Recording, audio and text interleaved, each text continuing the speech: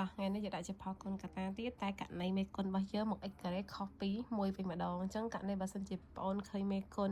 មក x ការ៉េយើងខុសពី1អញ្ចឹងលេខប្រមាណក៏ដោយណាទាញវាជាកតាមកដូចលំហាត់របស់យើងគឺមានមេគុណ2អញ្ចឹងបងអូនអាចទាញ2ជាកតាបងអូនត្រូវតែទាញ2ជាកតាតមកទៀតយើងនៅសល់ x ការ៉េដកអញ្ចឹងយក3ចែក2មកអត់ដាច់គឺទុកនឹងតែណា3លើ 2x បូកជាមួយនឹង1លើ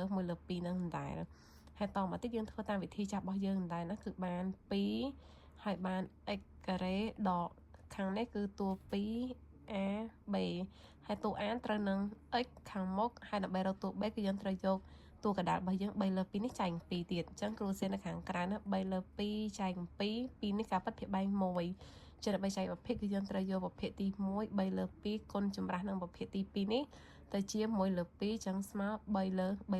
4ភាគយកគុណភាគយកភាគបែងគុណភាគបែងបាន3លើ4អញ្ចឹងមេឋានទុក3យើងកន្លែងនេះគឺយើងទៅសេ3លើ4ចូលមកហើយបានបូកជាមួយនឹង3លើ4ហើយបានតអស់នេះលើកជាការ៉េអញ្ចឹងពេលដែលយើងបូក3លើ4នេះគឺលើសហើយណាលើសអញ្ចឹងយើងត្រូវដក3លើ4នេះលើកជាការ៉េទៅវិញហើយបានបូកនឹង1លើ2ដែលយើងមានស្រាប់1លើ2អញ្ចឹងបន្តទៅទៀតអ្នកគ្រូអាចទៅសេបាន2ហើយ3តួដំបូងនេះគឺយើងចូលរូបមន្តណាចូលរូបមន្តបានចា a គឺត្រូវនឹង x រូបសញ្ញាដកតួកណ្ដាលគឺដកអណ្ដែល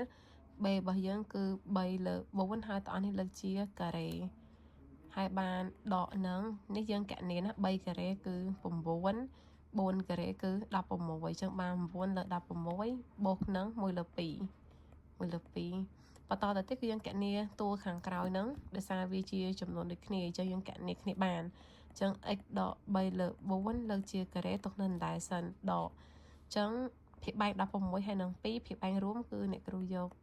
16ចាំមេថាតួទី2នេះគឺយើងត្រូវគុណថែមនឹង8ណា8លើ8ក្រោមអញ្ចឹងបាន8លើ16ហើយបានស្មើជាមួយនឹង2នៅដដែលកតាជាមួយនឹង x ដក3លើ4តអស់នេះលើកជាការ៉េហើយយើងកណនាទៅភាគបែងដូចគ្នាដក9បូក8នៅសល់ដក1ហើយលើ16បិទវងកញ្ចក់មកវិញបិទគ្នាមកវិញមកហើយយើងបំលែងវាណាយើងឃើញ x ដក3លើ4លើកជាការ៉េដក1លើ16អញ្ចឹង1លើ16យើងបំលែងវាជាការ៉េកើតអត់អញ្ចឹងបើបំលែងកើតគឺយើងបំលែង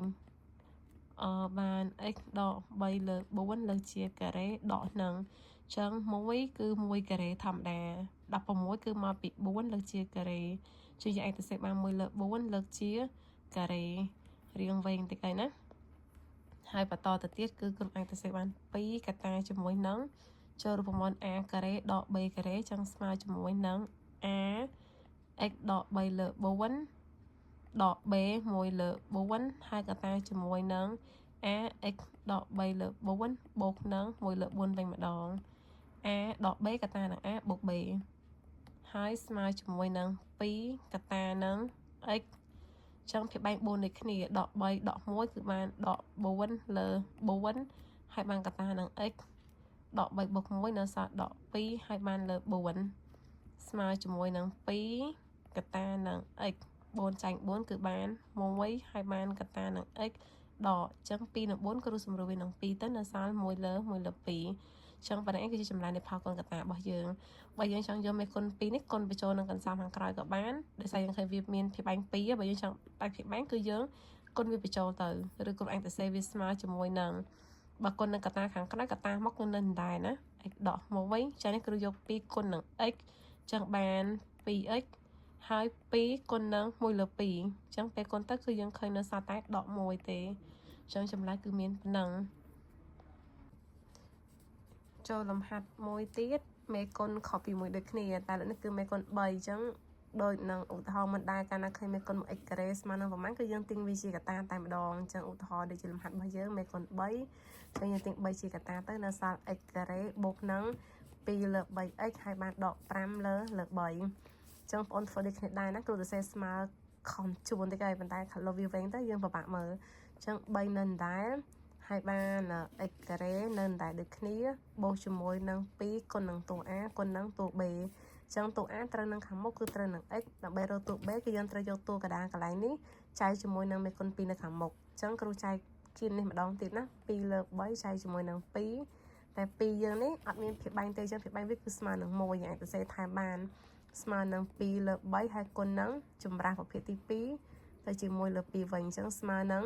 អានេះយើងអាចសម្រួលកាត់ណា2សងខាង2លើក្រោមទៅសម្រួលកាត់អញ្ចឹងនៅសល់1លើ3អញ្ចឹងមេថា1លើ3ហ្នឹងគឺជាតួ b ដែលយើងត្រូវថែមអញ្ចឹងបូកនឹងនេះគឺ b ការ៉េគឺ1លើ3ការ៉េដកចេញ1លើ3ការ៉េនេះទៅវិញទៅហើយបានដកនឹង5លើ3ដែលយើងមានស្រាប់5លើ3បានប៉ុណ្ណឹងហើយយើងចាប់ផ្ដើមសរសេរវាចូលរូបមន្តណា3តួដំបូងនេះគឺចូលរូបមន្តបាន a ចាសញ្ញាបូកគឺបូកដូចគ្នា b យើងគឺ1លើ3ហើយទាំងអស់នេះលើកជាការ៉េអញ្ចឹងអ្នកគ្រូប្រើគ្នាបនៅខាងក្រៅណាកុំឲ្យវាច្រើនវងកញ្ចក់គ្នា